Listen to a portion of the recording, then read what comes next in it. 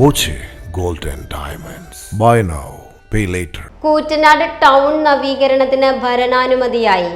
26.8 കോടി രൂപയുടെ പ്രവർത്തികൾക്കാണ് അംഗീകാരം ലഭിച്ചത്. പദ്ധതി യാഥാർത്ഥ്യമായാൽ ജില്ലയിലെ മികച്ച നഗരമായി കൂറ്റനാട് മാറുമെന്നാണ് പ്രതീക്ഷ. കൂറ്റനാട് സെൻട്രലിൽ നിന്ന് പെരുമ്പിലാവ്, പടിഞ്ഞാറങ്ങാടി, തൃത്താല, പട്ടാമ്പി എന്നീ 4 റോഡിലേക്കും 300 മീറ്റർ നീളത്തിലാണ് പദ്ധതി.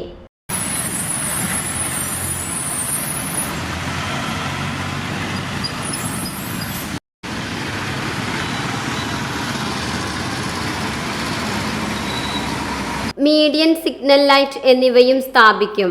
ബസ് ബേകളും വെയിറ്റിംഗ് ഷെഡും സ്ഥാപിക്കും. നവീകരണം പൂർത്തിയാകുന്നതോടെ കൂറ്റനാട് ടൗൺ മുഖച്ഛായ തന്നെ മാറും.